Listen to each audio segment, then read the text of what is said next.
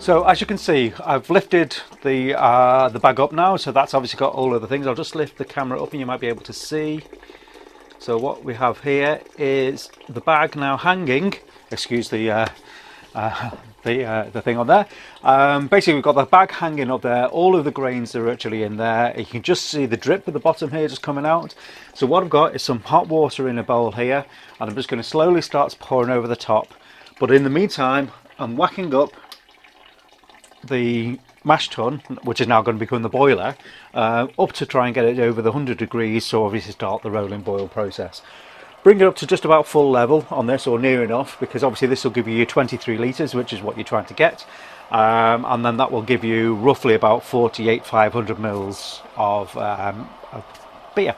So I'll start this process off and I'll try and get a view for you from the video, and then I'll see you in a minute.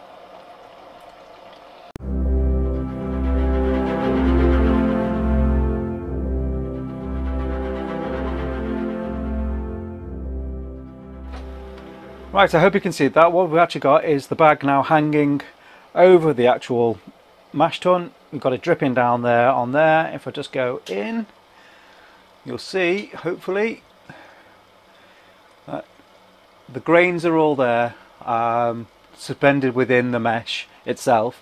So what I'm going to do now is start pouring some water over the top, and I'll show you how to actually start a sparge going. The boil is up, it's coming up now as we speak, so I'm trying to actually save time, bring it up to the 100 degrees whilst we're actually going through the process. So if you give me a second.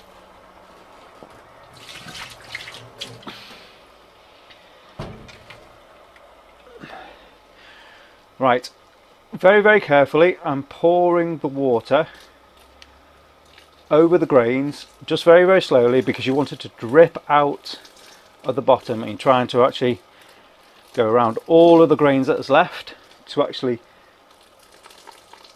take as much of the powder that was left, or the sugar that's there, and pouring it into the actual mash tun at the bottom.